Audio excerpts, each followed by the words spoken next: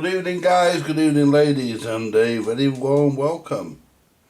Let me just get sorted out here. Watching the shack. Oh, there we go. There we go. We're in the shack. Good evening, guys. Good evening, ladies. We're in the shack, guys, and good evening to you all. Thank you very much for joining me here. Let's just see what condition our aerial ends in. No? Hey, we've had rain today, guys, and guess what? This is actually pretty much completely dry.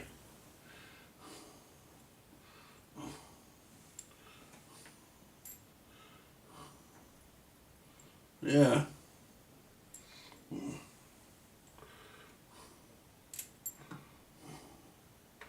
Yeah.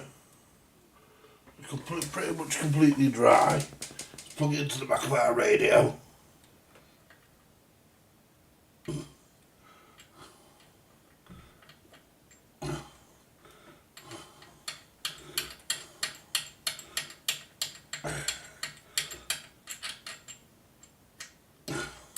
There you go.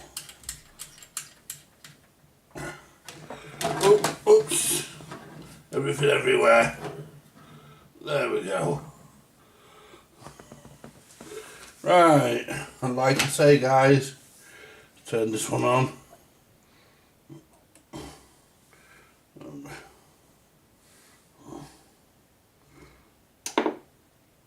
Don't need that one on. Right, I want to check as to who you are.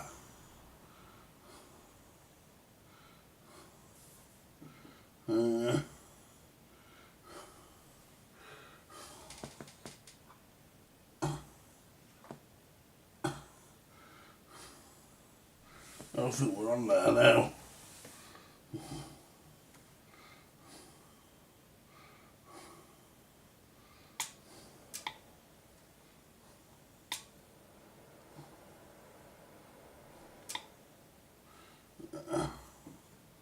Yeah.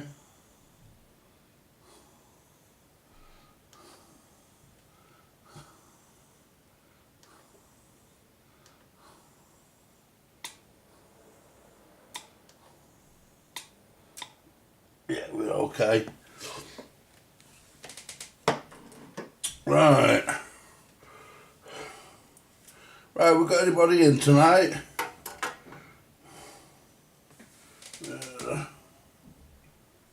I've got a sore eye, guys.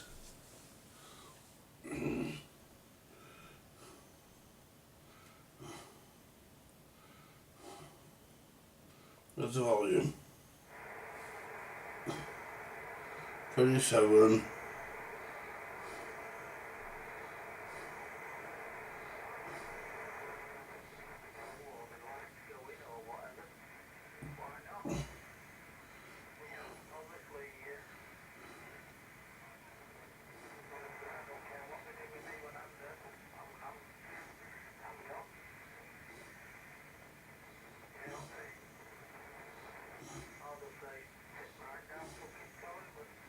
Yeah.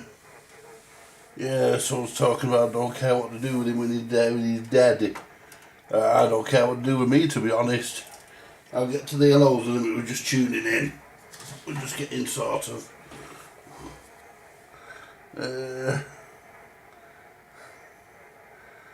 Channel 19 is 2778125.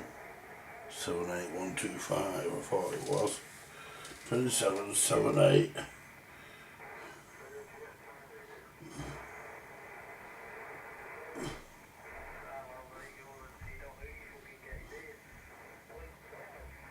There you go, we're in.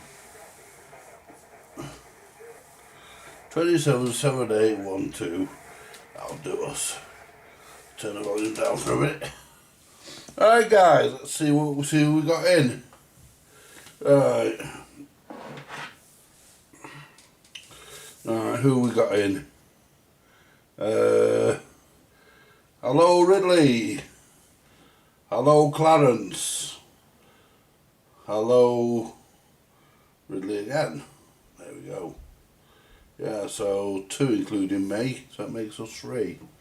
So I can't count myself, so that's 2, that's in. Right, so forgive me if I look like I've just been dragged through an edge backwards, guys. I've just got out of bed. Not been in bed all day, I just went back to bed for an hour because I was a bit knackered. So, because I was up early this morning, because I was going to take a trip to Leeds tomorrow to Paul's to take his stuff down to him that he's got here behind me on the settee there. And I was going to take all that tomorrow, but I'm not going there now. We're not going to Leeds now because the weather's crap. It's settled down now, but we're not taking the chance. We're leaving it for a week. I phoned Steve and see what Steve thought, because Steve's doing the driving. So, given that Steve's driving, Steve's decided that it's best to leave it for the week, so we've left it for the week. We phoned well, I say we phoned, we've not phoned anybody. Paul sent me a message last night and asked me if I wanted to leave it, and he wouldn't be bothered if I did, because what's in Leeds? What's in Leeds for us? So there's nothing in Leeds for you guys. I was just taking some stuff down that Paul had off me ages ago. Paul bought a couple of items off me ages ago. Leeds my home, unfortunately. Also, it has to be someone's. What's in Leeds? Well, nothing really. Nothing really. There's not really anything. I weren't going to do any videoing or anything. We weren't taking the camera. We were just going to take the stuff that Paul's got, and we were going to just have a day at Paul's, and have a go in the morning, have an afternoon at Paul's, drop Paul's stuff off, have a chat with him, have a bit of a laugh, and come back.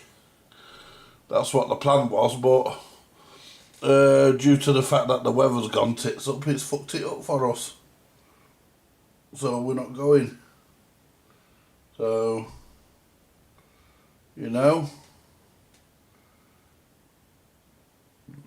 oh. So, yeah. Yeah, I'm not going to be on here long tonight, guys, because there's not really anything for me tonight. I can't think of anything.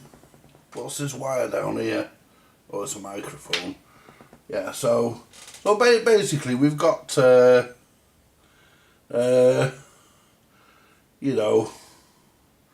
let's go to the desk. Go to the other camera. You're probably fed up looking at me. Why not? There you go, guys. Let's turn this one on just for effect. No aerial in it. There we go.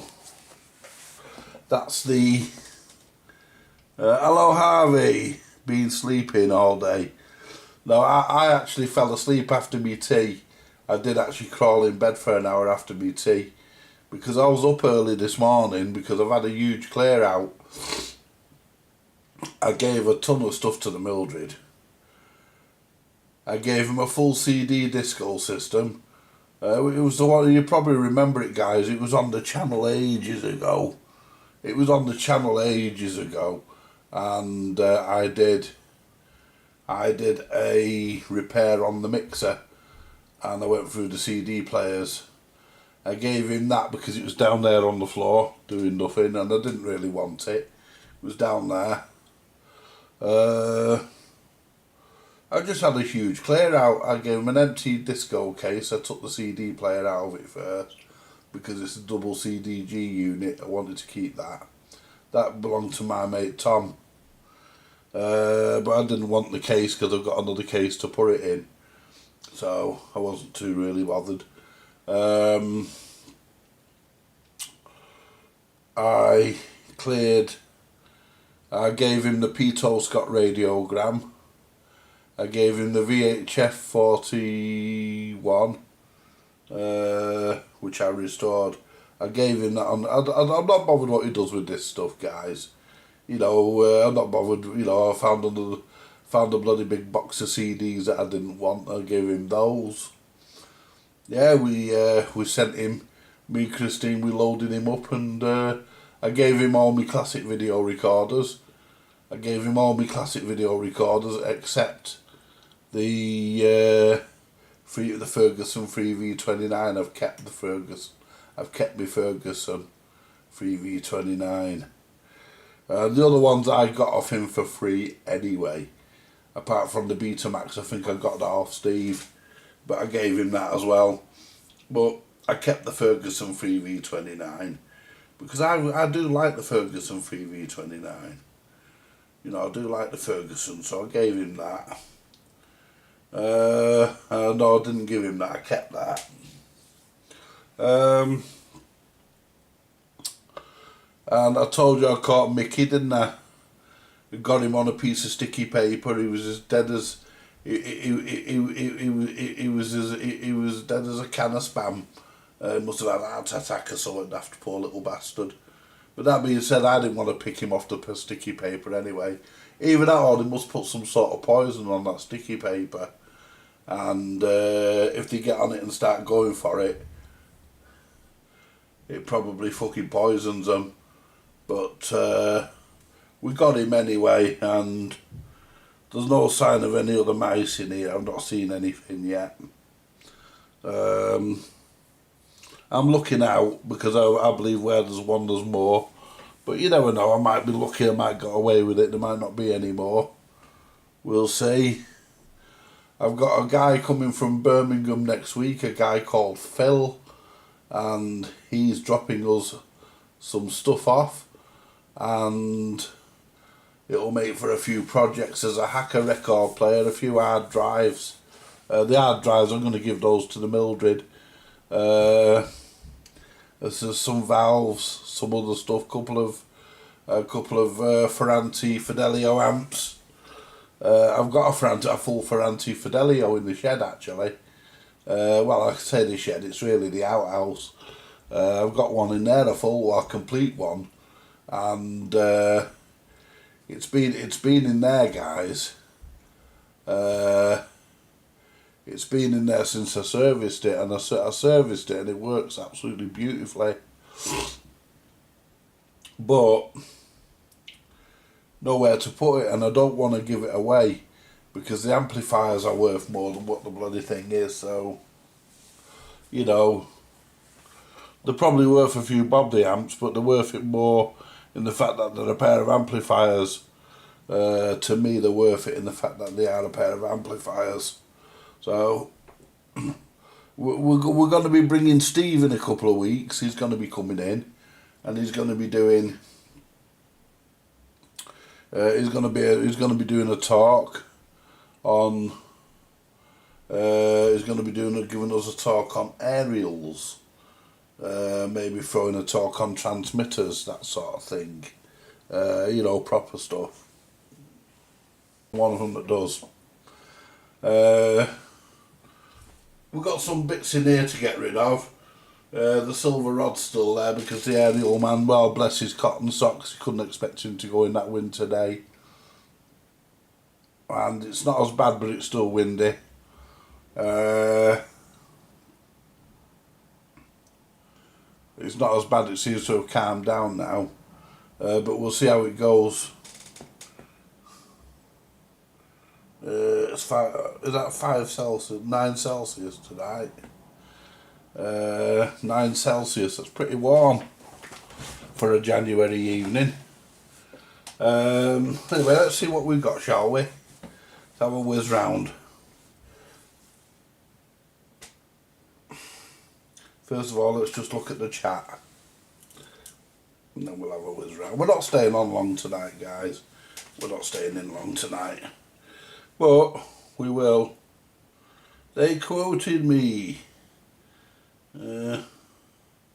They quoted me 5,000, so I fixed, some sort of video I've not watched yet. Hey, we've got 15 in. Hello, well, 14, well, it's just dropped. Who we got? Hello, Harvey. Yeah.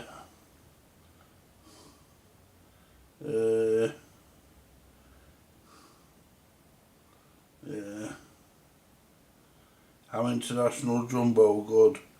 Yeah, the How International Jumbos were good. They were just a side. They were just a sideband.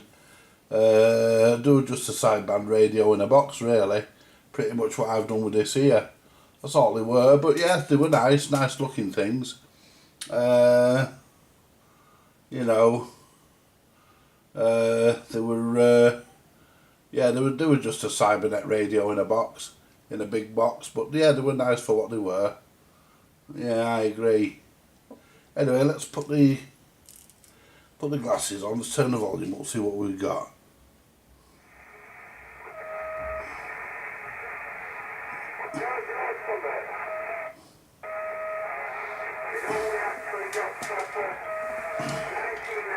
$27, 7, 8. Yeah, we're right. Just double check. He sounds a bit off. I think somebody keyed up, to be honest. 27, 7, 8. Yeah, 27, 7, 8.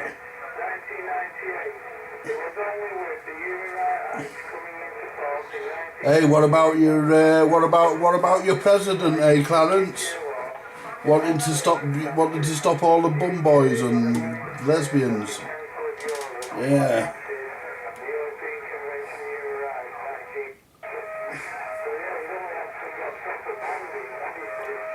Yeah, he wants to stop everybody.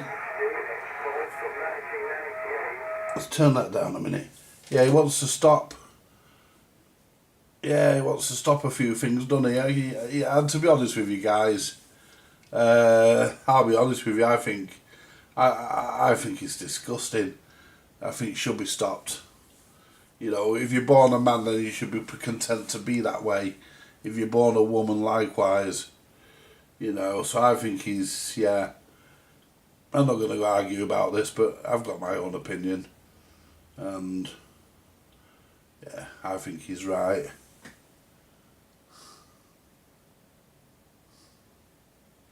Well, he can, he's the president, isn't he? All he has to do is make a rule up and the fuckers will all go underground, won't they? I mean, he can do whatever he wants while he's in there. He thinks he can actually do it, but he can. You know, he can make the law.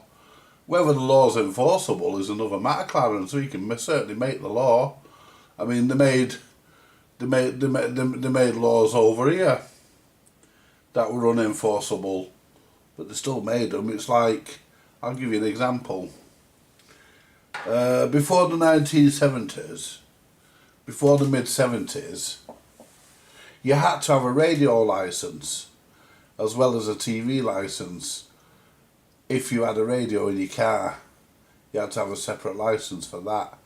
Now, I was talking to Matthew this morning, whose stuff I've got on the bench in the workshop, and he said to me, he says, it made me laugh, he says, why we've got them sockets on the side of the bush, them aerial sockets. I said, the reason why they're there was the manufacturers knew that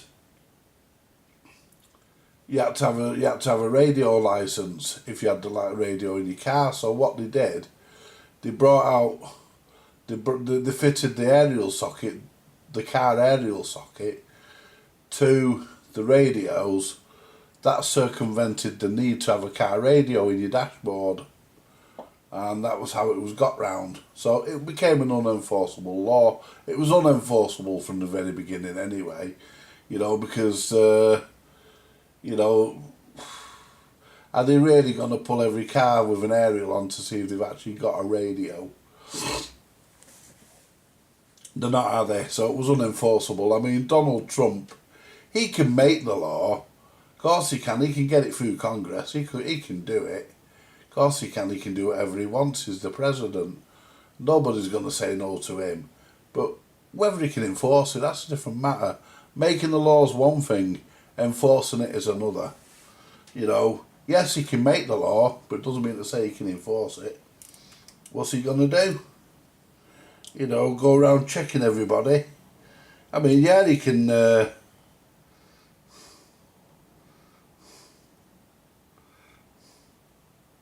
I have a licence on the Cake Pie Cambridge. That's right, they used to put licence plates on the radios. That was to prove that tax was paid. That wasn't actually a licence as such. That they were put on all British radios. They were basically a VAT tag. Although they used the word licence, it wasn't actually a licence as such. That white, you mean the little white tag inside the radio? Yeah, that was just what do you call it? That was just a tax to say that tax. That was just a plate to say that tax was payable or had been paid on the license on the radio, or that you needed a license for that equipment. But your radio and your TV came under the same license at home, but in your car you had to have a separate license for your car radio. Now, what Bush did, Bush actually made one. I can't remember what it was, but I can't remember the model number of it, but it looked like a little Tommy Two Knobs. It looked like a little Tommy Two Knobs.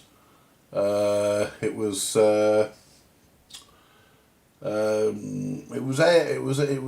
AM only, medium and long wave. Looked like a little car radio, and it had the aerial socket that I've just been discussing. It had the aerial socket on the back, on the bottom of it, right on the bottom of it, and it ran on a PP7 battery, and it was designed to fit into your dashboard, and it had a little handle on it, so you could pull it out, and then unplug the aerial, and that's your radio. Take it with you. But it was just looked like a little car radio. That was what it was designed to look like. A little small Tommy Two Knobs. That's what it looked like. A knob at either end and two buttons in the middle. That's what it looked like. It was supposed to look like that, and it fit neatly in your dashboard. It was actually the first. It was actually the first pull-out radio, because nobody else had done one, and we wouldn't see pull-out radios again until the 1990s. Well, 1980s, I think, late 80s, I think they started to appear, didn't they? Pull-out radios, because I don't know about anywhere else in the world, but here in the UK, stealing car radios was a favourite pastime, and they were pretty profitable, because because car radios started to get really, really well made and really, really good. I sold my dad a Philips one. I got it off a friend of mine. He just come across it. It was a lovely one. Somebody had left it at his house, and left the cage and everything with it. So my mate says to me, he says, "Yeah, do you want that?" I said, "Yeah." I sold it to my dad for a tenner. Anyway, I says to me, "Dad, do you want that for a tenner of Philips car radio cassette?" So he said, "Yeah, I'll have that." He had this fucking Bedford CF van, and we put it in that, a camper van. We put it in that, and he went out, and when he come back, he said, "You've not been following me, have you?" I says, "Why?" My dad always called it the wireless. He says, "Somebody stole that wireless out of my van. That one new one me and you just put in, somebody nicked it. It was only in there the afternoon. He went to do a bit of shopping. He come back to the shop, it had gone. Somebody had got in the van and got it." Car radios were very profitable, so they made them pull out, and they made them so you could take the face off them, made them useless. They put codes on them. They made them so you could pull them out and take them with you. You know. But the first company to do it was Bush, as far as I know. I've not seen an earlier one, and that was back in the 60s. It just slid into your dashboard where your radio would be if you specified the option. Because car radios back in the 60s were an option. Before that they were an option. They only became standard. Car radios only became standard when the Japanese started to import cars into the UK. I don't know about other countries, we're not discussing other countries here. I mean the US, they probably built the fucking car around the radio. But over here it was an optional extra and a pretty expensive one as well. But you could the only come and then the Japanese started to import cars into the UK, and the very first Japanese car to include a radio as standard was a Daihatsu. I can't remember what model car, but a little small Daihatsu, and it came with a radio included, all the bells and whistles. In fact, there wasn't an options list because all the options were included.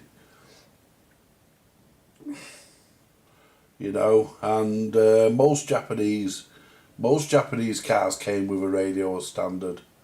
I can't remember seeing one that didn't, and whether there was, I don't know, but I don't remember one that didn't come with a radio. All the ones I seen as a kid, they had radios in them. Maybe not a radio cassette, because a cassette was still a luxury sort of item for a car anyway, so a radio cassette would have been on the options list if it was available.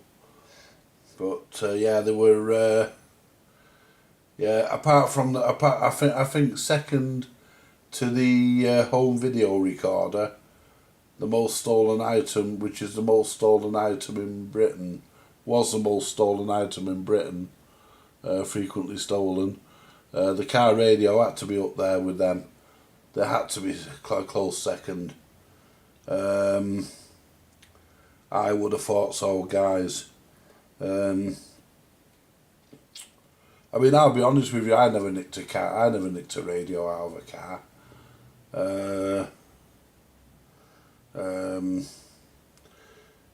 Well, apart from once when I was a kid, when I was very young, I stole an 8-track radio cassette out of a car. Me and my brother, and we give it to my dad, and he had it in his wardrobe, and it was sat there right until he died, the bottom of his wardrobe, with all these other radios. You see, because a radio was fitted as standard, every car my dad got, if it had a radio in, he always took it out. He used to say to me, "That car's going tomorrow, get that wireless out before it goes." Yeah, he always referred to it as a wireless. He used to say, "Get that wireless out of that car before it goes."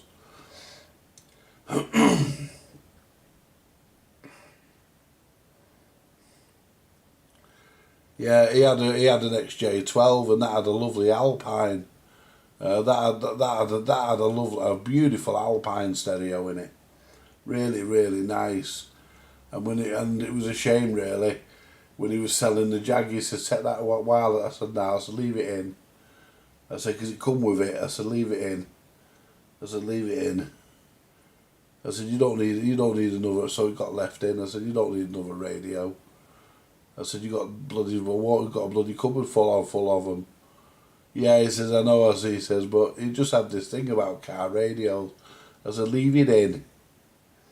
I said, "I'm not taking it out." And it was difficult to get the radio out of that because somebody tried stealing it once and they couldn't get the fucker out. They were well bolted in the radios in them Jags.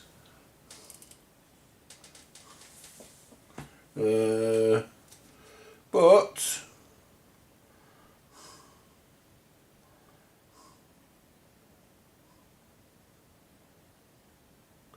Scratchy Mobile passing by and saying hello, Scratchy Mobile. Nice to have you in, my friend. It's always a pleasure. Welcome to the Vintage CB Radio Shack. But we also cover ham radio as well. We cover it all because I'm a licensed operator. And if anybody's wondering why I'm tuned to 2778120, it's because we're only listening. I don't use this radio, I don't use this big HF for CB transmission use. I only use it to receive. And we're not doing any transmit, we're not doing any talking tonight. So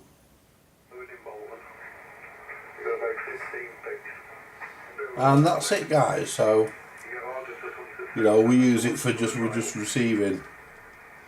As someone who you don't know them really well, but you know of them. So yeah, the aerial was supposed to be done. It never got done because of the winds. I don't blame the aerial fella. I mean, I wouldn't want it to go up there either. I'll be perfectly honest with you.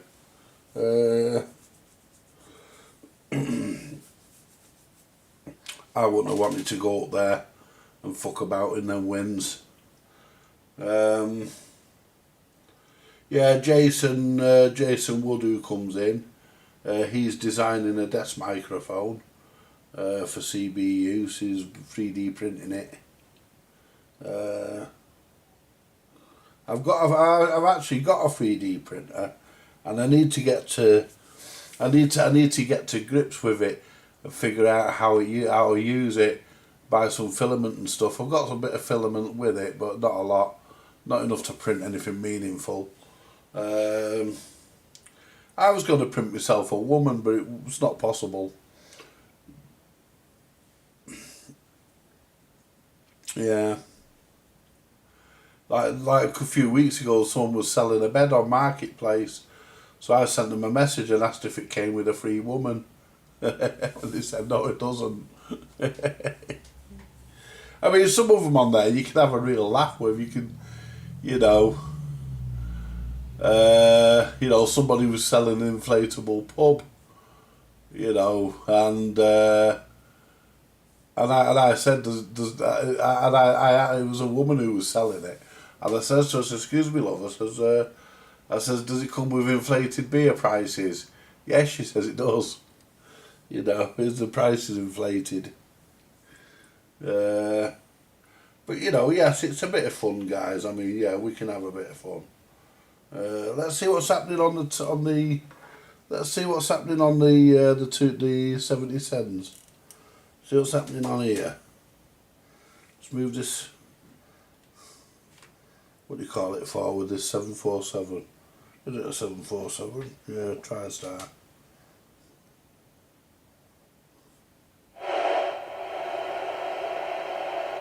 There we go.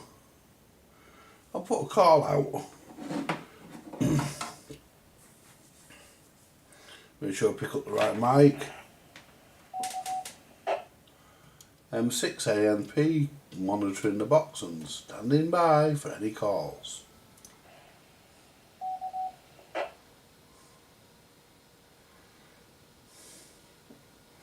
See, sometimes somebody comes back to you, sometimes they don't. It depends. What's this wire here to? Got a USB-C wire there, and I don't know where it goes. It is. It looks like a USB-C. Could be a USB micro. Don't know where it goes. I'll have to follow it. I'm not going to follow it now because it might unplug something. But yeah, guys. I've got a sore eye. I don't know what's happened to it, but I've got a sore eye. And Scraps was being a bit of a pain earlier because I was lying. I went to bed for an hour, and he can jump onto the bed. He doesn't have a problem with being able to jump onto the bed, and he was there whinging, and eventually he jumped onto the bed and he's settled down now and gone to sleep.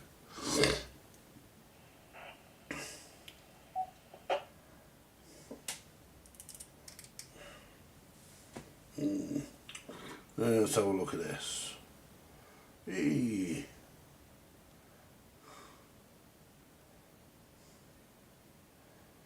I think I'm 10-1. Well, your aerial's not come down, has it, Jason? Good evening, sir. Yeah, your aerial's not come down, has it, mate? No, well, I checked the SWR on my IMAX, and the SWR is still good. I've not looked up to see if the aerial's there. But I think the aerial is there because I checked it. I did look up, and it is there. So I don't know. I think. Hang on.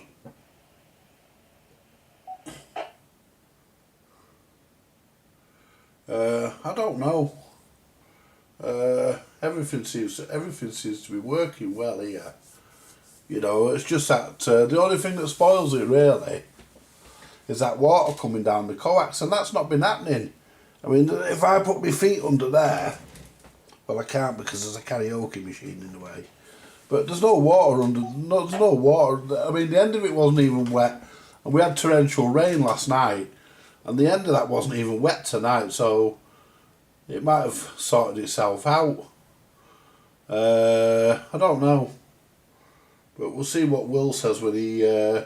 We'll see what Will the aerial man says. But that being said, if I soldered the end of the plug, I might put a new plug on it and solder the end up, and that might fucking help. It might do, guys, because it won't be able to come out. Water won't come out then, will it? If we fucking solder the end up. You know, but the SWR's really good. It's not a problem with that. SWR's not high. So I don't know.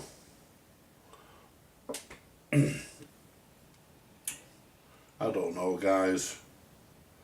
But yeah, I've been. Yeah, I got me shopping this morning. I ordered some more because I forgot some bits. And I had a load of stuff in the freezer. My daughter used to use my freezer for keeping her shopping in when she did her shopping. But that stuff's been in there for months. So I got Christine to get rid of it. Yeah, I got Christine to get rid of it, so it's gone. And it makes more room for stuff that I want to put in. Let's move around this. This little Yesu a bit. Let's put my glasses on. Oh, my eyes are not with it tonight, guys. They're really not. Because I've got a sore eye, you see. There we go. We're on PMR there. PMR 1, 2, 3, 4, 5, 6, 7, 8. There's 16 channels PMR, but I've only got 8 plugged in. I've only got 8 of them programmed in. There's the Manchester Airport. There's Manchester Airport.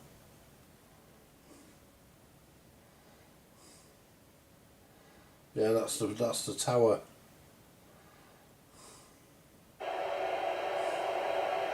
Don't know what that is. Oh, it's part of the 2 meters. That's 20. That's 145,275. Where I normally go to tech people, just say go there.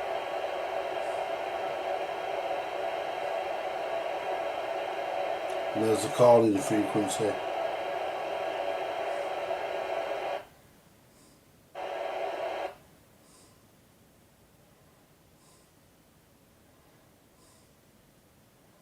Yeah, we're nothing much on there. I mean, I could go to frequency mode and really scan through it, but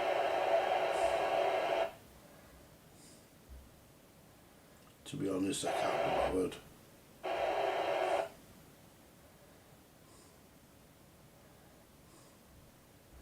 Let's leave it on the MR, see if anybody opens it. But yeah, no, my eye's weeping, guys. It feels like I've got a stay in it, but I know I haven't. Well, I could have, but you know, there's a few people that I know that are down with the man flu. My mate Jay from Jay's Vintage Junk, he's down with man flu. I said to him, I phoned him up this morning, and I said, he sounded horrible. I said, don't come here.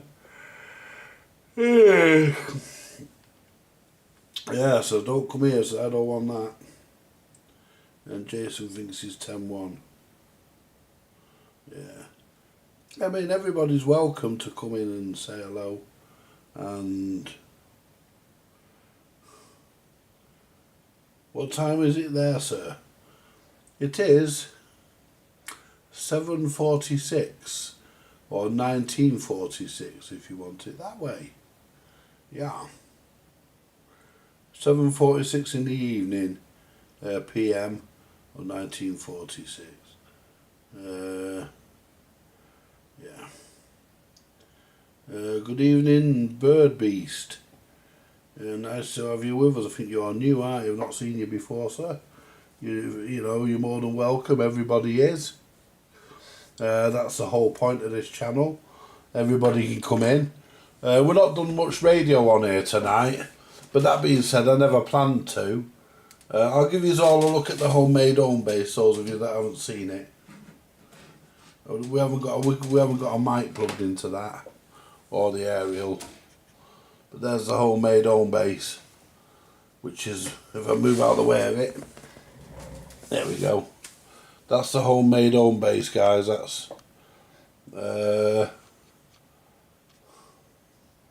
That's something I knocked up, and there's me 6900 along with me Handmaster stroke Leeson desk mic, and just in the corner there you can see me clothes and me Allen on top of me Alan Sugar shitter. The Alan Sugar shitter, that's an Amstrad Hi-Fi. We can zoom in a bit. There we go.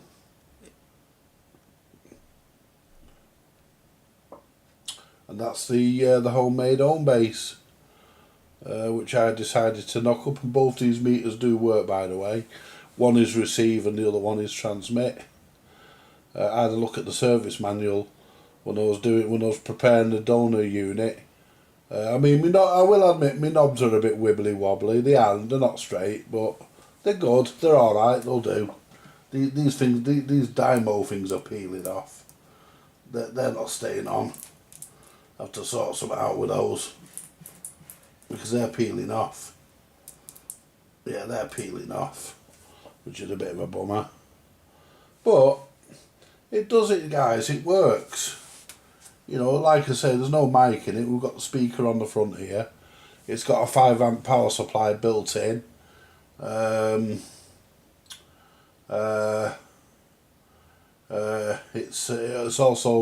It's also double banded. It's got UK 1 to 40 and mid band on it.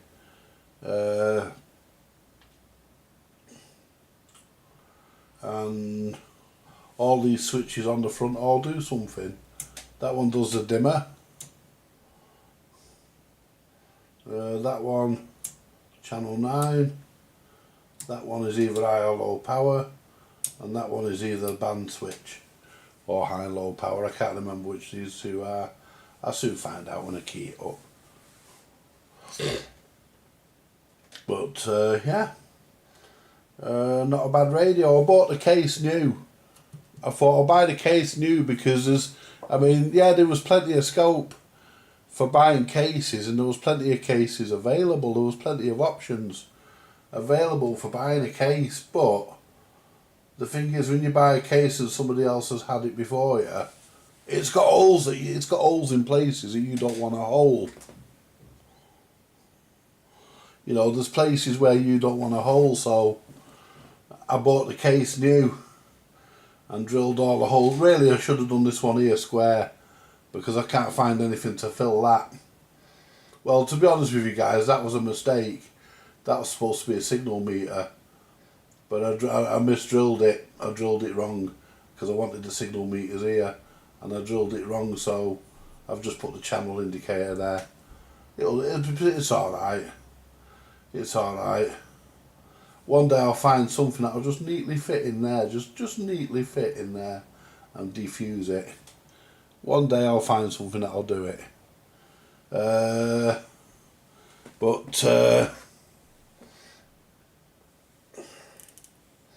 You know, it's basically, for those of you in the UK that know what a Fidelity 2000 is, well, that's all that's in it.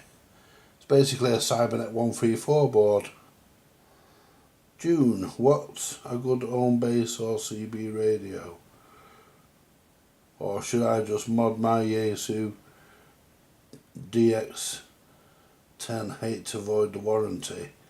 Right, well, you could wait until your warranty's up and then you could modify it.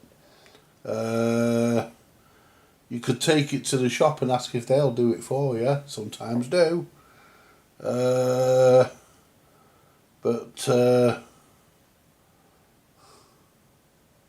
Homebase could use a CB2781 label. No. Too official. What would I get for a Homebase? Are you in the UK? Are you in the UK, June? Because there's a good choice. Depends what you go for. The home bases in the UK. I would go for something like a Harrier HQ, or there's a York home base. I can't remember the name of it, but let me just see what you're saying there, June. There's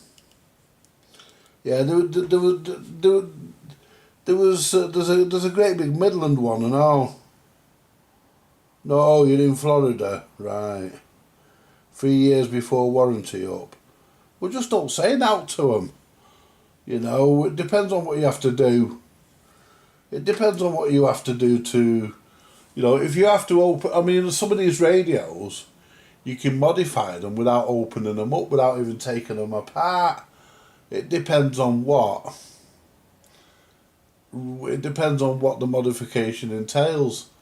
I mean, this radio I've got here, this Yaesu FT450, I think you have to take that apart. I can't remember, but some of them you don't. Some of them are software. Most of them are software defined, and you can do it through software. Failing that, just get yourself something like a President or a Midland or something like that. And if you're in America, get yourself an American spec President. Well, President never really came into the UK. Uniden only ever did. I think they only ever did one President radio, because the Presidents were made by Uniden, most of them. The home bases certainly were. And they only did one for the UK, one President. And I would recommend, it's hard for another country, but I would recommend something that was made by Cybernet. I mean, they do the big Midland, which is a bit like the Am International Jumbo, so that sort of thing. And they've got a Cybernet board in them, and they're brilliant radios. And they've got all the bells and whistles. They're SSB, they're AM, FM. They've got different levels of power on them. Either one of them or a Jumbo. Jumbo would be nice, because a Jumbo works well in America because it's got the American 40, what they now call the EU 40 over here, or the SEPT 40, SEPT 40.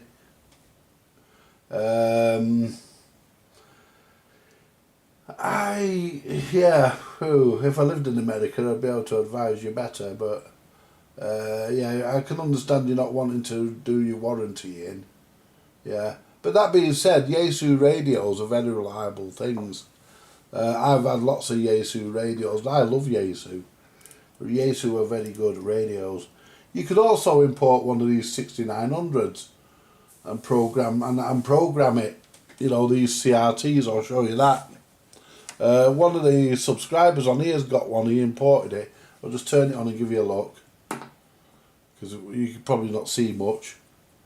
But this one's these come as 10 metre, but they can be programmed. This one's programmed for the UK. This one's programmed for I think it's super low. Is it? Super low, low.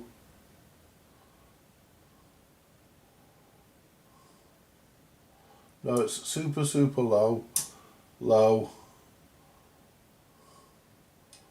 Super, super low, low, mid, high, and UK 1 to 40. Turn it on and have a look. Yeah, that's the UK 1 to 40. That's that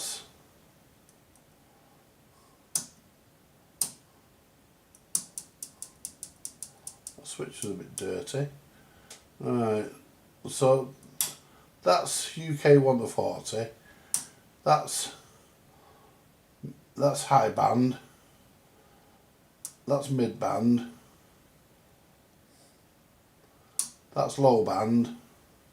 That's super low band. And that's super, super low band. So yeah. So it goes from super, super low to UK 1 to 40. But you know, yeah. I would consider getting one of them. Clarence did. Hello, Julie, honey. What did you say was wrong with? What did you say was wrong with the Anytone? 555. I didn't, because I've never had one. Bridge inside with solder. You have to do a bridge, right? With you. I don't think there's anything wrong with the Anytone. I think the Anytone's basically one of them, innit? I think they are, I'm not sure. Same, it's very similar inside. Right. Hello, Julie, honey, and you're very welcome as always, my honey. Hello, Andy, and everyone. Hope you're okay. Just catching up with chat. No, I don't think I was on last night. I think I was on Wednesday, busy doing the last sorting, ready for a man with a van for mums. It's very sad, isn't it, Julie? But yeah.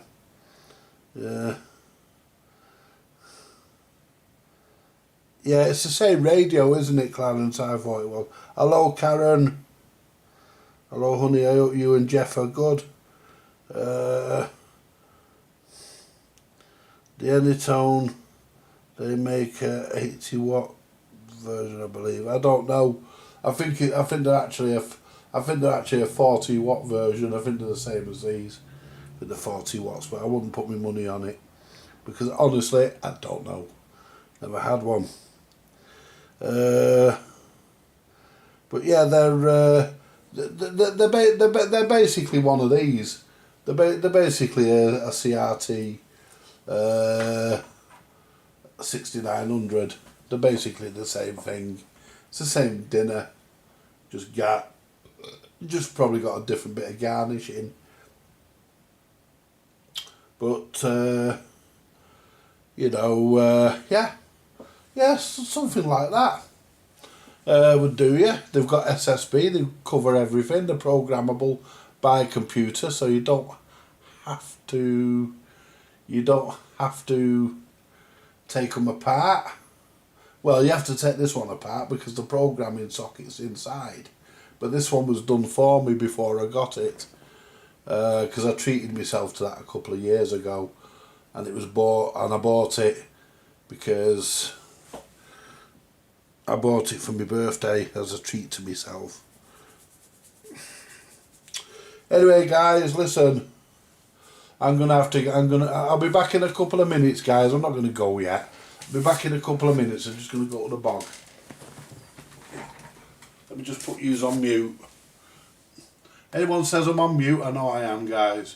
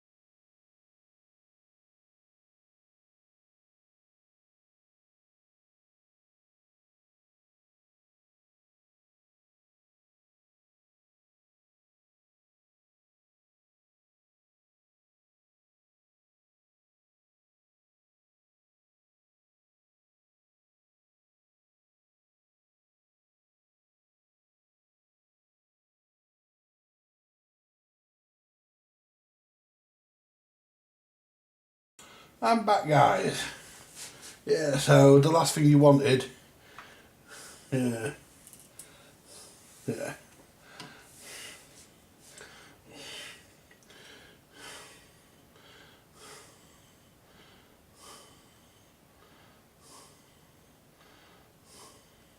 Yeah, I think the same, to be honest with you.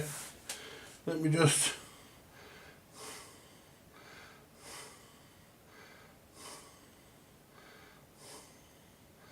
You're off to bed, Jason. You take it easy, my friend. Yeah, you take it easy, my friend.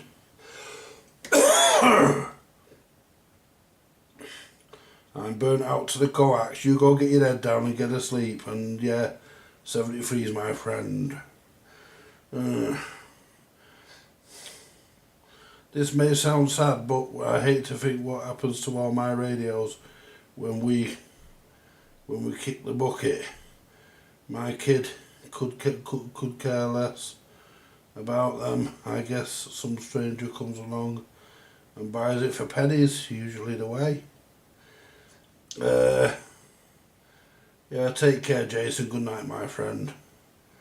Yeah. Yeah.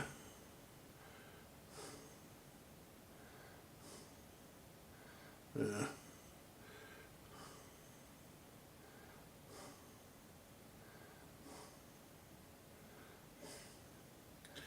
Yeah.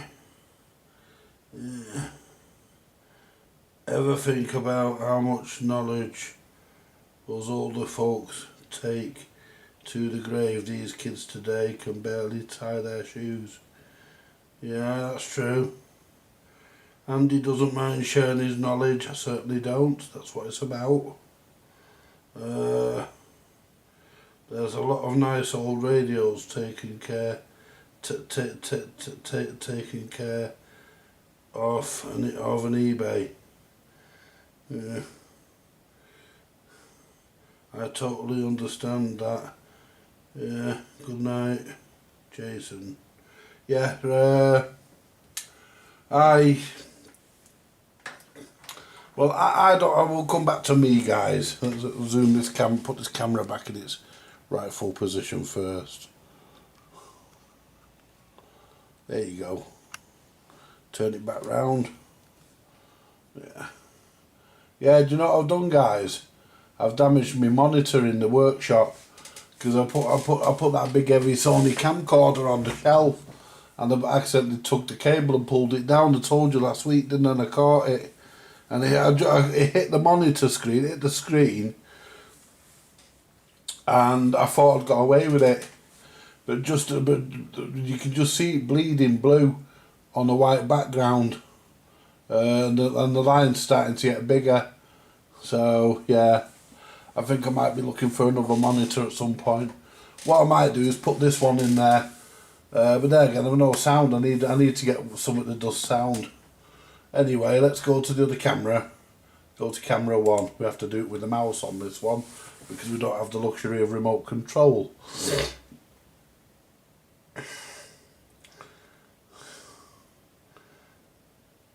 What did you do for a living? What did I do for a living? I was a gigolo. No, I wasn't. I should be so lucky. Could you imagine putting that on your tax return? Employment status, yeah, gigolo. No.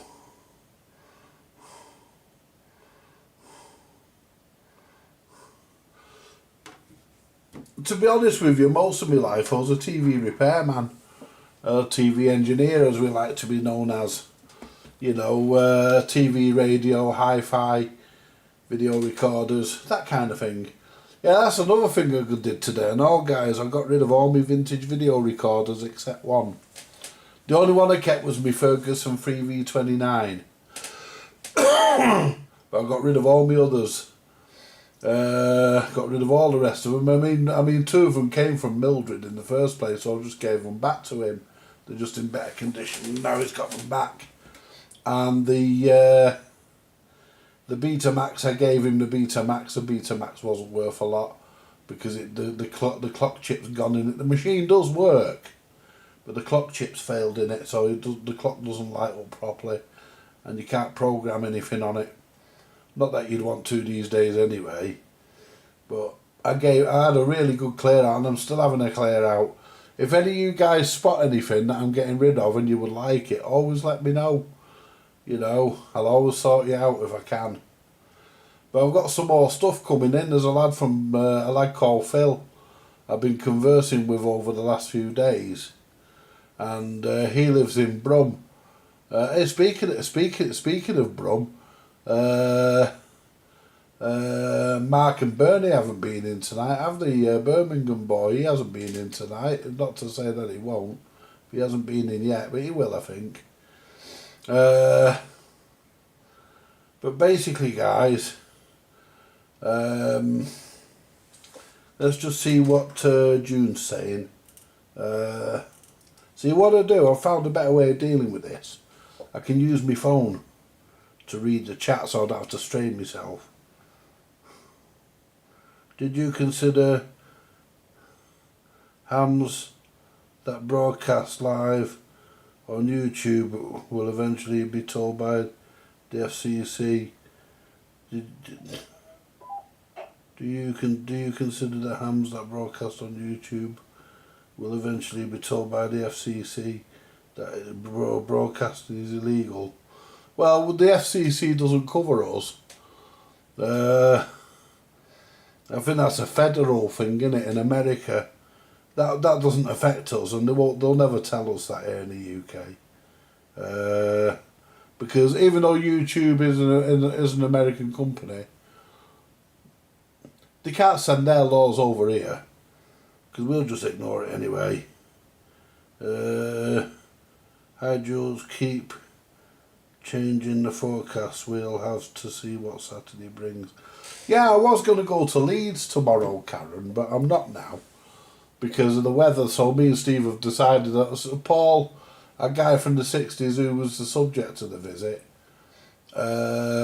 he sent me a message and asked me to consider leaving it this week because of the weather, which is good advice. And I given that Steve is doing the driving, I asked him what he thought, and Steve thinks I think Steve it's right to leave it this week. Yeah, you know, you see, Donald Trump might be able to exercise his big mouth in America, but he can't do it over here.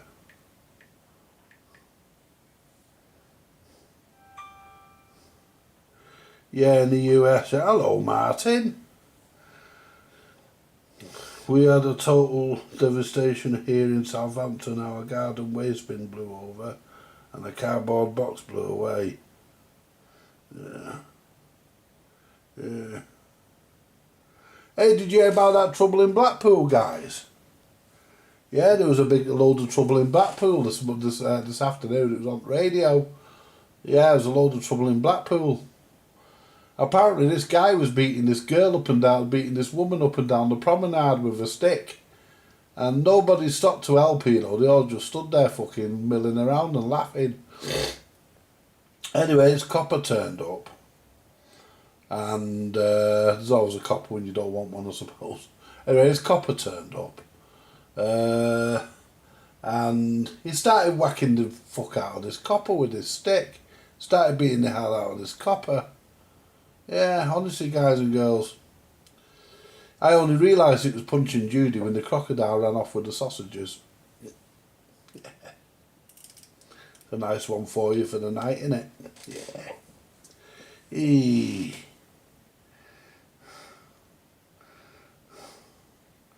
So, is electronic repair what you do for a living? No. I'm no longer fit for work because of my health, but I do electronics repair as a hobby. Don't do it as a living. You can't these days. June. There's no money in it. You know, like Shango's 066 said. You know, none of us are considered professionals anymore because we're not doing it in a professional capacity. The only one I know of that does it in a professional capacity, and there is only one guy I do know of that does it, still goes to work every morning and still does tellies and stuff, and that's a guy called Michael Dranfield. And he lives not far away from me in a little village called Buxton. And or it might even be a town, I don't know. But he lives in a place called Buxton. And he still does it for a living. I met him many, many years ago before YouTube. I met him, he had a shop. He had a high street shop. And I bought an oscilloscope off him for 25 quid, I think it was. Many, many years ago. Back in the early 2000s. I bought a Scopex scope off him.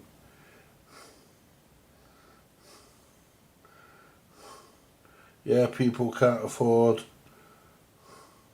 to pay for the time to diagnose it with modern... Well, it's not a case of that, Martin. What it actually is a case of, you know what it is, it's not the problem with diagnosing it. Just that, if I had a telly and it was to blow up now, I could go to the supermarket and buy another telly for what it would cost to have my telly repaired. And that's the main reason. We're living in a throwaway society. It's easier to throw it in the bin and buy a new one than what it is to actually send it in and have it repaired. The only time you'll find that somebody will send a telly in and have it repaired if it's a really, really high-end unit and they've actually spent 500 or 600 quid on it and they've only had it a couple of years and they know that once it's been repaired there's plenty of life left in it. They're the only people that will have them done. The tellies I buy, my Sony Bravia, which has now got a slightly damaged screen, that was probably a fairly expensive television when it was new. It's an old one now. It's still got cold cathode backlights in it. It's getting on a bit, and I've had it for about 5 or 6 years, maybe a bit longer. I can't remember when actually I got it, but I've had it for a long time. And I repaired it when I got it. It had it had an unusual fault you don't tend to see these days, which is sound and no picture. But the backlight was on, and there was no video. There was no video signal getting to the T-con board, and it turned out to be a blown fuse on the T-con board. So I replaced it and I switched it on. It came on, and it's worked reliably ever since. When it fails, it'll be thrown away because of the screen being damaged. But so I won't even waste my time looking at it. I'll just throw it away when it fails. The throwing away attitude doesn't make sense. I thought we were supposed to be recycling. Yeah, we are. Oh, let me just read what Martin was saying. To be fair, it's how I got both of our TVs, curbside finds. One had a dud PSU, needed a start-up resistor, and the other had a dead patch left, top left, dead LED on the backlight. Yeah, you see, we do recycle, Karen. I certainly do, but when you've had your money's worth, I think it's time to throw the towel in. I think it's time to, I'm not going to buy a screen for a television that I got for nothing, and to me it isn't worth a carrot really. So I wouldn't buy a screen for that. No matter how much I like the set, I wouldn't buy a screen for it. But when I replace it, if it's still working when I replace it and it's still acceptable, it's still watchable, you can still watch it. I don't have a problem because I view everything in a window anyway.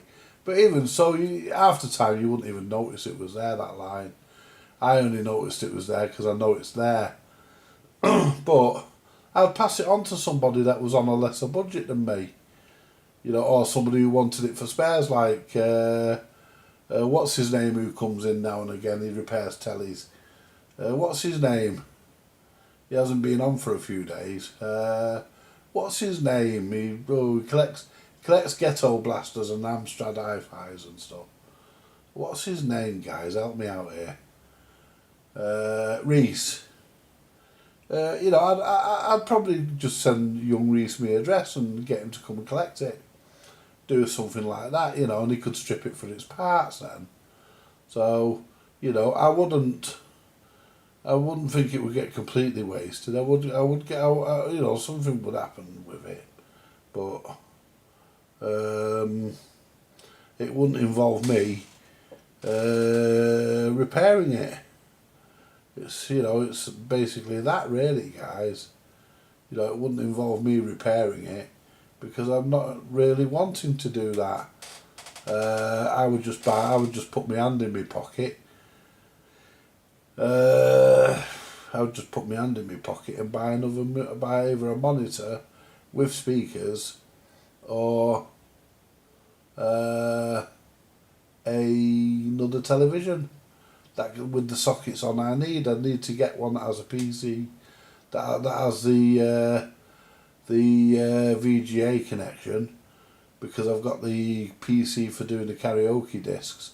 I've got that connected to it, and I've got my regular computer that I use for doing YouTube and everything else. That's connected to it.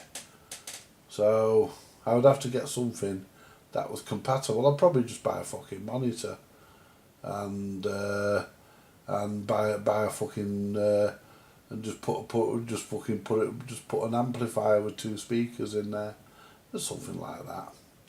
Anyway, guys, yeah, we're getting on well with Matthew's stuff. His radios are working after a fashion. One of them's got a broken ferrite rod. I think I've got a spare ferrite rod that came out of one of them bushes. I've not got the actual coils, but I've got the ferrite rod bar. We can put that in. You'd probably use fucking anything, just retrim the aerial. Just retrim it. It will get an alignment. I will touch up the alignment anyway. I mean, I touched it up a bit last night, but I will touch it up. I will put it on the test set. That's if I can connect that to my test set. I should be able to. If not, then we'll get the old-fashioned generator out, and we'll do it on that. Put I think it's a 455 kilohertz. It's either 450 or 455 kilohertz IF. Put that into it. It'll tell me in the manual what the IF is. Put that into it, and we'll do an alignment and get them as up to snuff as we can get them. Make them as nice as possible. And the good performing radios on TR-82s. I've got one in the front room now. I've also got its older brother as well, which is very rare. It's getting very rare anyway. You don't see a lot of them about now. I've not seen one for sale for a long time. And that's the MB60. The MB60 was the first radio to use that style of case, and it was a mains and battery valve radio. The MB60. That's what the MB stood for. Mains and battery. It had a couple of D cells in parallel to give it the 1 volts for the heaters, and to give it because the 1 volt heater, and it had a 90 volt HT battery to give it the HT. Fucking 90, but because the current drain is so low, the actual battery lasts quite a long time. The heater ones don't, but the HT one does. Now, back in the day, when radios were a new idea, if you went into your local, they were known as a wireless shop. If you went into your local wireless shop, they used to have a Radio Times tied to the bench with a hole punched through it and a piece of string through it. It was tied to the bench so nobody could nick it, or tied to the counter so nobody could nick it. And what people used to do, guys, they used to go in with their pen and paper and a pen and a notepad, and they used to write down the programs in the Radio Times, because back then batteries and accumulators were so fucking expensive that radio listening was actually planned. If there was nothing on the radio, you didn't turn it on. You wouldn't turn it on for nothing. It was turned on either to get the latest news, hear the latest troop movements, or listen to the latest, maybe listen to the Archers or something. They've been around the longest, the Archers, and they're still going now.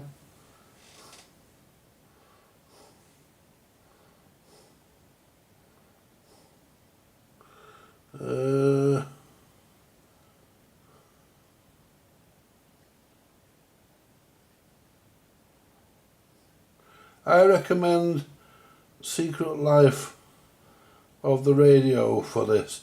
Yes! That was, what's his name?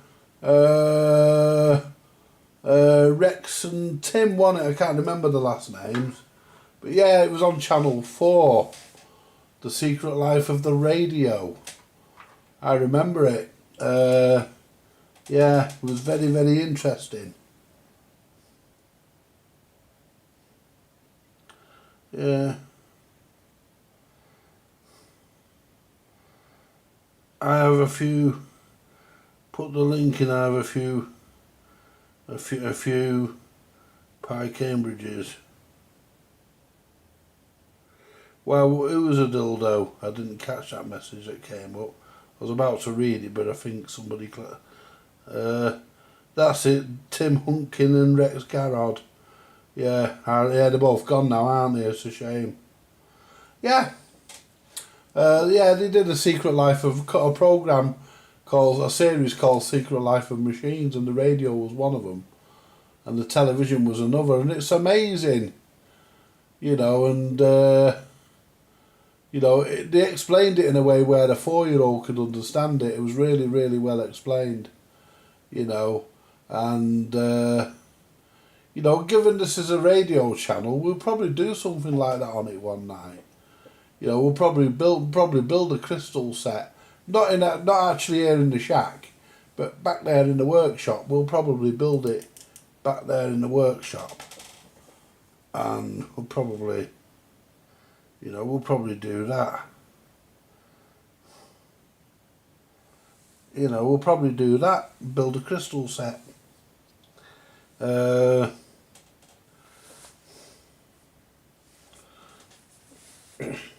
But yeah, I've seen all them programs that Tim and Rex did. Andy, I want to build a transmitter. Right, well, got plenty of receivers. Yeah, the best person to speak about, and we'll be getting him in a couple of weeks, guys. He'll be here in the next few weeks. The best person to speak about it is Steve. Because Steve knows a lot more about it than I do. Because he used to work, he's BBC trained. Steve is BBC trained. He used to work on the BBC transmitters, servicing them, doing the aerials and the actual transmitter units and stuff. And he really, really does know his onions. So he's the one to speak to about transmitters. I used to run a small station from here. I don't anymore, guys. It's not set up anymore. It's been dismantled. It was because I don't get the time to do it. I'm always on YouTube, so I don't get the time to do it. So I dismantled it, and and a few people that live on my estate used to listen to it. Word got about.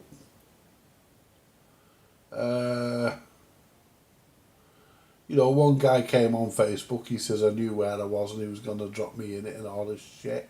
I said, go ahead, feel fucking free. Like I'm fucking arse, who gives a fuck? Anyway, no one ever tracked it down. They wouldn't now anyway, because it's fucking off the air. It's been off the air for a long time. and it's probably not going to go back on in the near future. But it's there if I want it. I've still got the aerial. It's there if I want it. But you know, yeah. I think they should make it legal. Like in America, you can have a part 15 station. I think there should be something like that in the UK, where you can set up something like a part 15 station with a low wattage transmitter. You know, I don't know how many watts you can do on a part 15, probably 1 or 2, maybe even in milliwatts, I don't know what you can do. But,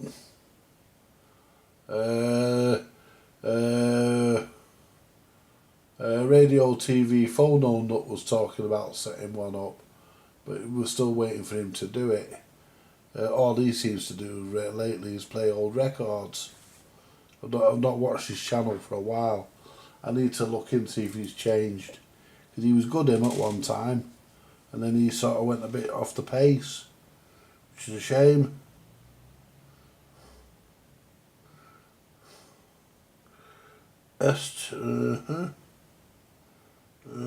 Set the antennas up, make jingles, DJ, blah blah blah. Yeah, all London up to the south coast. Yeah.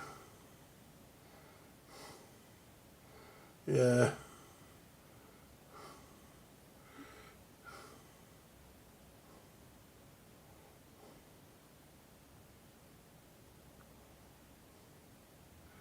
Yeah. Once long wave or medium wave is clear, there's no reason not to allow it. Yeah, well, they still won't allow it though. It was on medium wave, yeah. They still won't allow it, Martin, because you know they don't want people. The reason why they won't allow it, there's only one reason. They don't want transmitters getting into the hands of the public and people saying what they want and other people listening to them. That's what it's about. The government are frightened of pirate radio stations. They're scared of them.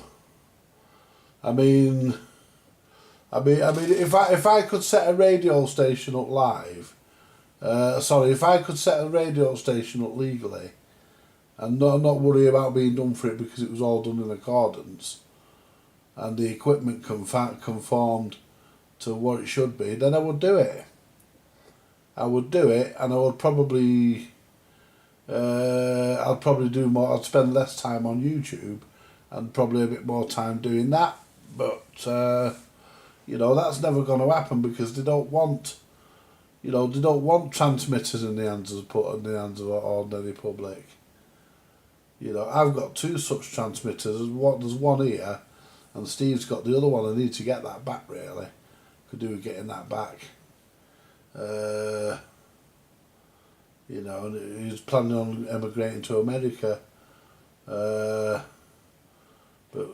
whether he does or not, before anything happens, I need to see about getting that transmitter back. He's also got me Hitachi camcorder as well. That I got given off Tyrone, and it is sentimental to me because of who I got it off. I lent it to Steve when he first started doing YouTube videos, but he doesn't need it now. So, you know, I mentioned it the other week. So I'm planning on getting that back. I won't use it, but it's sentimental value. It's a keepsake. And if there's one thing Tyrone loved, he loved his cameras. Look at how did he ever. He was well into his photography.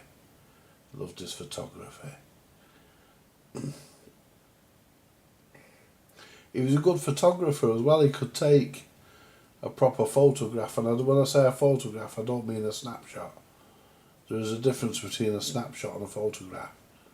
A snapshot is something you take with a point and shoot camera.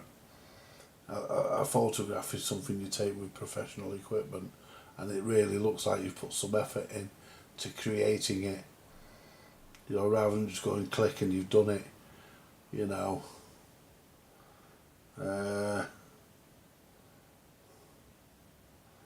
Yeah. He got some nice photographs of Japan, Tyrone, because he went on holiday to Japan in 2004, I think it was, and he took his camera with him, and he got some nice photographs of Japan. Yeah. Thank you, Julie, honey. Thank you very much, love. Yeah, that's very kind of you, honey. Thank you very much. Yeah, so, you know.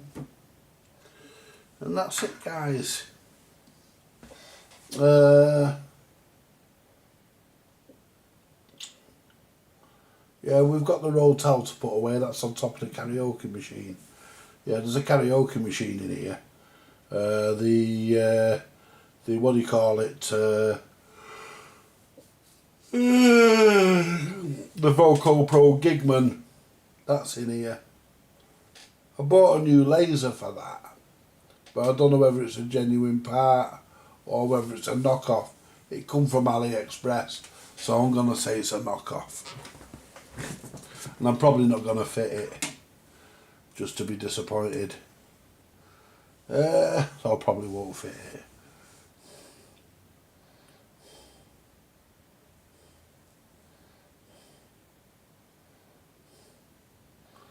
It was a run from the basement of an East End pub. Oh, it was run from the basement of an East End pub. The antenna ran the whole length of the electric. The antenna ran the whole length of the roof. Yeah. Yeah, because you have to you have to put a loading coil in. Has to be tuned, because if you say because basically I'm not gonna touch too much up on aerials, because Steve's gonna do that here in a couple of weeks. He's just working on his presentation. But the lower the frequency, the longer the aerial needs to be. The shorter the higher the frequency, the lower the aerial, the shorter the aerial, and that's how it works. That's how it works. So if you want to broadcast on 261 meters medium wave, for example, then if you wanted to just use it without a loading coil, you would need an aerial of 261 meters in length, and that's why they put a loading coil on.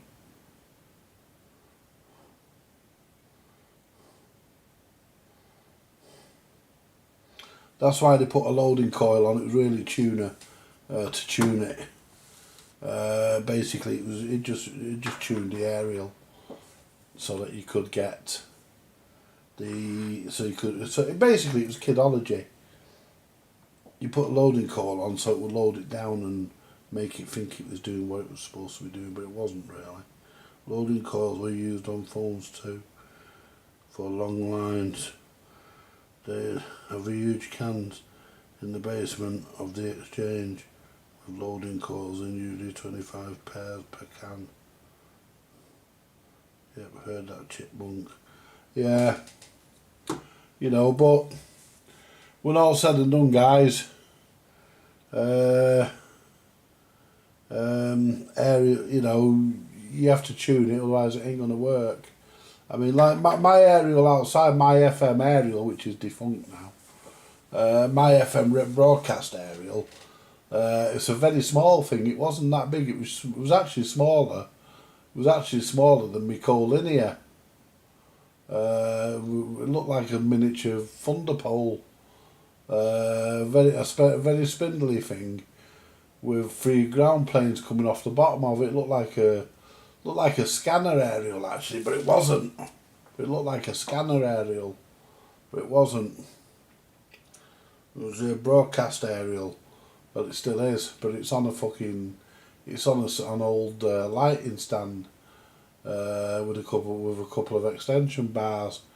It goes pretty high up. It goes to it goes just past the bottom of the roof, just past the apex, just past the eaves of the roof. It goes.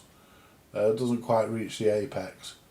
of the roof. It goes just below just around about where the eaves are. And it goes to about gutter height, maybe a bit higher than gutter height. You know. Anyway, guys, I'm gonna leave it there for now.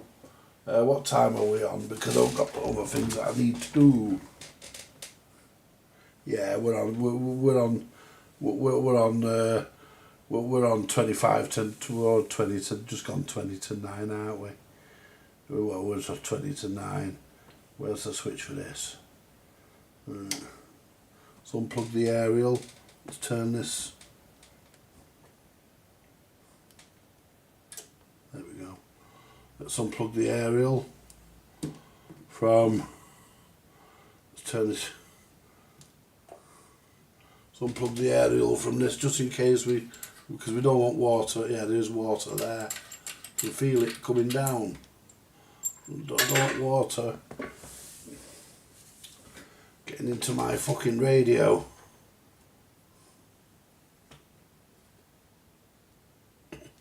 Yeah, there's still water coming down the coax.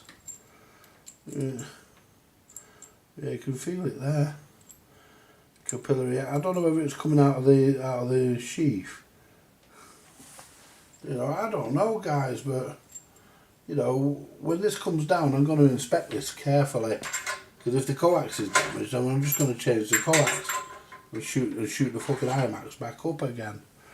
But I think it is the IMAX, because the socket's pretty tucked under, and you can't really get rain goes down, doesn't go up, so it wouldn't come down and go up and in. So it has to go into, so I think it's going into the aerial. Let's turn this power supply off. There you go. Right, guys. So, that's another night in the shack done. Andy, do you need a license if you have a CB where you just want to listen, receive rather? No, you can use a CB radio, Julie, without a license, whether you transmit on it or not.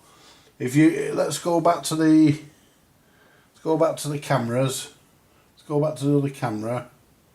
Now, if you're going to use one of these, this is a CB, then no, you don't need a license for this.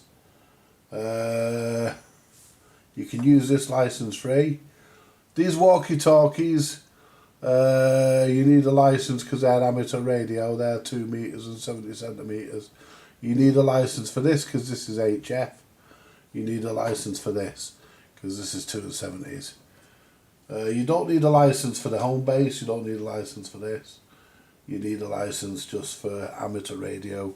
You don't need a license for CB.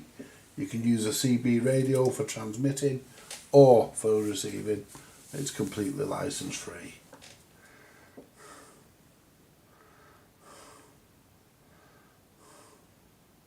Yeah, are you off now, Harvey? Good night, mate. Do you fancy a go, Jules? Yeah, why not? You go for it, Julie. Get yourself set up. You know, get someone to chuck a silver rod up for you. Silver rod's only what? For the standard one, it's about 40 quid. For the high game one I've got here, 54 quid. If you want to get up and if you want to get up and going, I'll give you a radio for free. You know, if you want to try it, let me know where to send it, and I'll send you a radio for free. I mean, of course I will. I don't have a problem with that at all. So find you a nice radio. Send you a nice radio out. If you genuinely want to give it a go, Julie, I'll certainly provide you with a radio. You know, don't worry about that.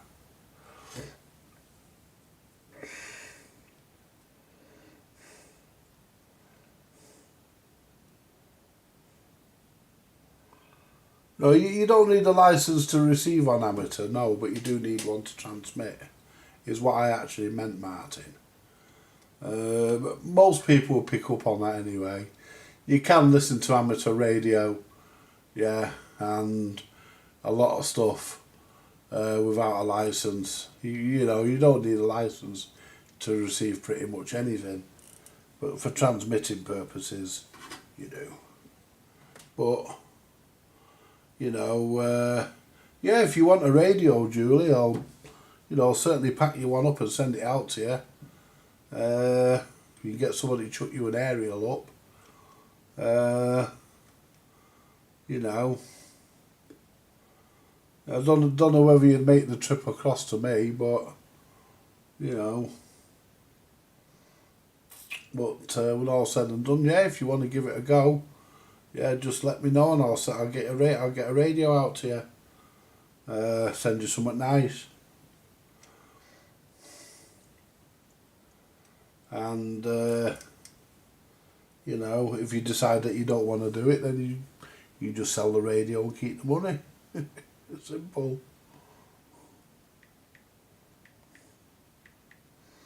Yeah. I was just checking, just in case. I'm very indecisive nowadays. Once Mum's things are all sorted, I might think about it. Depends. Well, like I say, Julie, honey, if you want a radio at any point, let me know. We'll get a radio out to you. Don't you worry about it. You know, we'll send you something nice. Got plenty of things to choose from in that cupboard in there. I've got a bloody hell of a lot of them. A lot of nice stuff. So, there we go.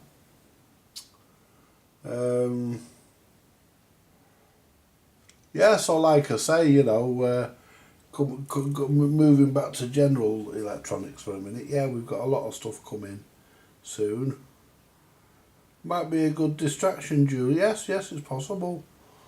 Yeah, you might even make some new friends. Never know. I mean, I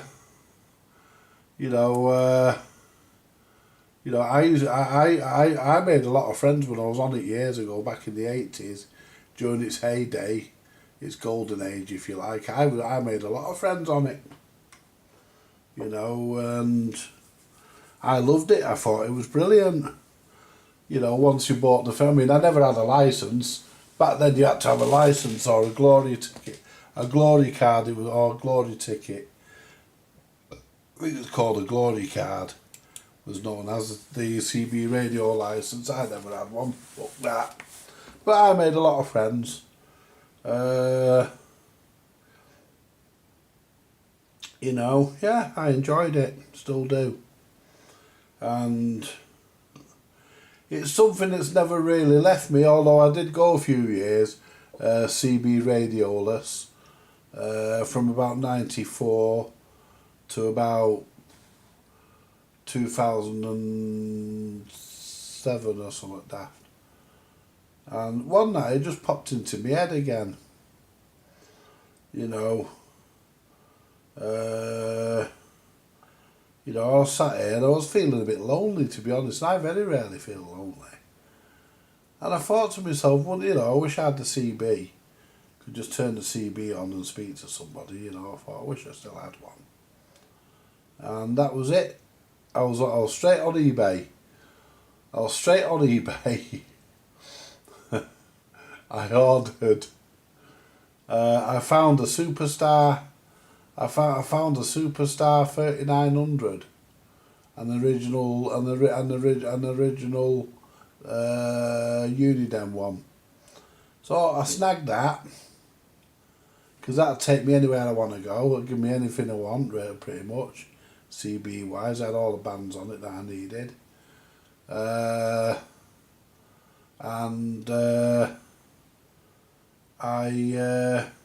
I ordered an aerial. I got it all sorted out and up, and got yakking to some people who I knew from years ago. We're still up there on it. They're not now. Well, there's one or two, but you don't hear of them much now. But yeah, well, one of them, a good friend of mine, Warren. He's dead. He passed on. So, you know, but he was always on it. But when he found out he had leukemia, he just stopped coming on. he cut himself off. And if you went to his house, he wouldn't let you in. I went to his house once to see how he was. He wouldn't let me in. And we grew up together, me and Warren. We were mates for many years. But yeah, that's how it did. That's what it did to him.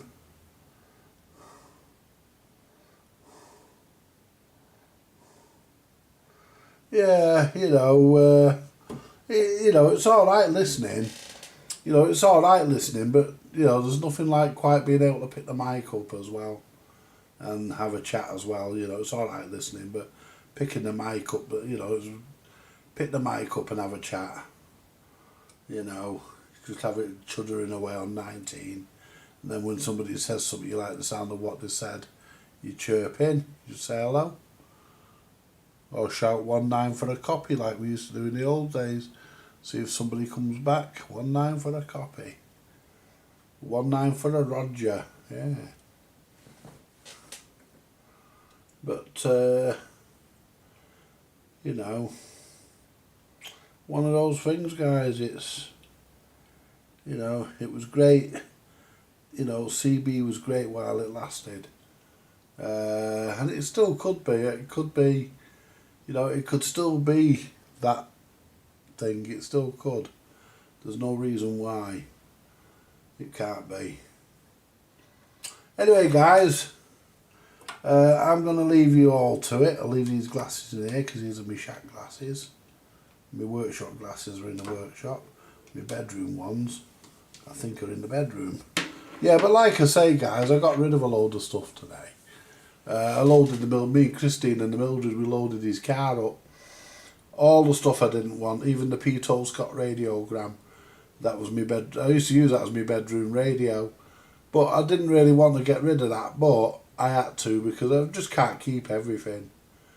The only thing I made a condition on, I gave him my VHF 41. My Bush VHF 41. Well, I restored that. Guys, and I said to him, I said, you can have that. I said, but on the condition that you don't sell it. I don't give a fuck what he does with the rest of the stuff. I said, you can have that on the condition that you don't sell it. I said, you keep it. I said, because, I just can't be bothered, guys and girls. I just can't be bothered chucking them on Marketplace and dealing with the crap that comes, all the scammers and fucking rest of it. I just can't be bothered with it, guys. It's, so it's all gone over to the Mildred. He does plenty for me. Anyway, guys, I'm going to leave it there. Good night, guys and girls. And remember to like, share, subscribe. Buy me a coffee if you want to. Remember, though, the buy me a coffee is completely optional. Like my other channel, everything you see on here is always going to be free. There's never going to be a members corner or a click on a button to join a club. There's never going to be anything like that on this channel. The same as my other channel, it's always going to be there for everybody. Because I believe in the freedom of information. And I've even unsubscribed to some channels because they want you to pay for some content. What they want you to do is pay for the content, and then a week later they put it on for everybody anyway. And I am Malcolm, and to be honest with you guys, I think that's rather conning people. I think that's conning people. Like when Dick, as I've said it before, guys, and I'll say it again. At least when Dick Turpin robbed the public, at least he had the decency to put a fucking mask on. You know what I mean? Nowadays they'll do it to your face. And one of the worst ones for it, he's actually a policeman. Believe it or not, he's a policeman. He let it slip one day. He's a policeman. He's a DCI. But there again, you could expect that from the police. He charged that and that's Mendick Mark. And he charges £200 per repair. And he didn't say, it depends on what it is. He just said on one of his videos, I charge £200 per repair. I couldn't see him getting £200 per repair out of me. But some people obviously pay it, you know, but you know, he puts his content in places and you have to pay for it. And then eventually, you know, eventually it'll find its way onto YouTube. When he thinks everybody that's paid for it's forgot about it, he'll upload the videos to YouTube for free. They all do, you know, so, you know, no. I don't roll that way, guys. I don't go that way, and I've never have done. I mean, a lot of the information I've got, I got it for nothing. 99% of it I got for nothing. I got it from speaking to TV engineers when I was a kid. Whenever the telly broke, I used to speak to the engineers, and they were always they were always willing to share their knowledge, and I think that's where I've picked it up from, guys, because I'll send manuals out on everything. Me, I don't care. I'll never set up a corner where you have to click a button to join a club, or you have to, you can only watch this video on Patreon, or you can only watch this video if you're a member of the channel. No, you don't have to be, and that's the way it should be. And I think YouTube needs to get rid of all this shit where you have to pay to view content. Everything goes up. Everything you get everything with me, bells and whistles. I don't hide anything anywhere. The only thing I do now and again, after I've done a video on an item on here, I might show it to some friends on Facebook, but by that time, you guys have already seen it. So I'm not really hiding anything, and there's nothing wrong with doing that, because I'm just showing it to a few friends on Facebook that might not have seen it on here. But other than that, everything I do, you get to see it. Unless I do something off camera, if I just want to get on with something and I don't want to yap while I'm filming it, I don't want to film it because I'm going to talk about it. If I don't want to talk about it, I'll just get on with it and do it. It's like I'll be back at it tonight, guys. I'll be on when I'm back in the workshop in a few minutes. After I've had a brew and maybe a banana or something, I'll be back on with doing Matthew's repairs on. Look at his amplifier. I'll do his little mono amplifier first. Which, as you know, guys, we found the fault on that last night. We found the fault not by firing the parts cannon at it. We found the fault by actually looking for the fault, which is what we should do, really. But because I know most of the faults on them little amps, because I've been doing them since I was a kid, I know most of the faults on them.